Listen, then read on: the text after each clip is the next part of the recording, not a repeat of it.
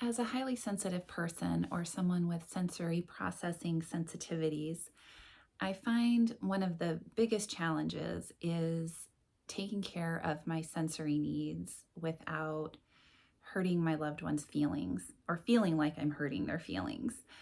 Um, Looking back, before I understood what was going on, that there was something different about my nervous system, um, those sensory sensitivities caused a lot of problems in my relationships. I didn't, I really thought that everybody felt the same way, but everybody else could handle it better than me. So it was really a relief to understand that people's nervous systems are just wired differently. And this is how mine is. And I'm not doing it on purpose. Um, I can't help it. And, understanding that has really helped me with some self acceptance, which is so important, I feel. But it can be challenging still to take care of our needs when we feel like it may be upsetting to the people in our lives. And I think especially for women, especially, people that are very empathic and helpers, it can feel selfish to take care of our own needs. But if you think about it, it's really the opposite, right? Like if we take care of ourselves, then we can be in a better place to be, a better, for me, a better mom, a better partner, a better friend. So, something I have to remind myself of over and over again.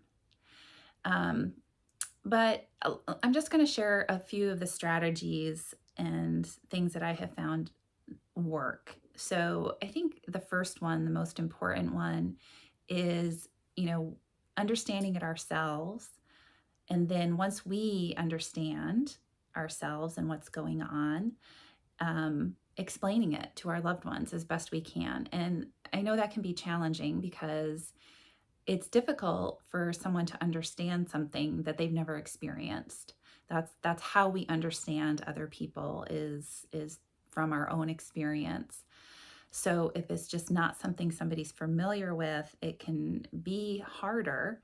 Um, but I often say something like, it's like if you're not feeling good and there's bright lights in your eyes and somebody's playing loud, annoying music, you know, that's kind of the feeling, but it just takes me a lot less to get to that, right? Like everybody can be overstimulated, but it just happens for us more quickly. Um, so I think that helps people to understand. And so after that, so there's some context and there's some um, pre-framing that if I need to move, leave the situation, or if I can't have a certain touch anymore, it's not personal. You're not doing anything wrong.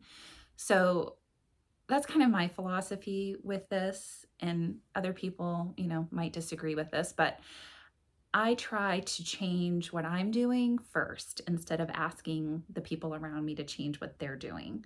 So if my family is watching TV and the, sound is overstimulating my nervous system, I remove myself from the situation. I go upstairs. And, honestly, at first that was hard for me to do because I felt like I was going to hurt their feelings. I felt kind of rude. But now there's, kind of an understanding and an acceptance. And I know that this is what I need to do to be in a good place. What good is it going to do everybody if I'm sitting there in a bad mood and getting irritable and, overwhelmed, right? I mean, it makes sense. Um, and then, if it's not possible to remove yourself from the situation, there's actually a number of things you can do. I find being centered, centered and grounded is one of the most helpful things. If you're not able to change the situation or remove yourself from it. But other things like music. So say I'm in the truck with my fiance and music comes on that's just agitating, and it's interesting because it's not even, and this is why it's like it's so not personal, because it's not even for me whether I like the music or not. It doesn't even get to that point. It's what it's doing to my nervous system. So like one band I just can't tolerate is AC/DC. For whatever reason, that voice just grates on my nervous system the second I start hearing it. No matter how balanced I am, I can't listen to that. But other things like harmonicas, which is actually, harmonica is in a lot of music that I like, and sometimes it's okay, and other times it's just like, oh my God, like fingers on a chalkboard. So, just trying to say in the kindest way possible and in, the least personal way possible, like, I am feeling overstimulated. Can we change the music or, turn it down or whatever? So I know it can be challenging. I really feel for the people in my life sometimes, because I know my sensitivities can come off as annoyance with other people. And it's kind of a work in progress, and it's kind of just communication. And, really you're not doing anything wrong. I've had this with a friend of mine before, being at her house, and she has a little, child, and there's lots of noise and running around, and I had to remove myself, and I'm like, I'm so sorry. It's not personal. And she's like, oh, it feels personal. I know it does.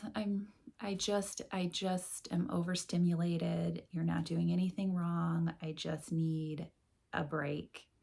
So I think the more we can understand ourselves and kind of track where we are on that level of stimulation and take steps before you kind of go overboard.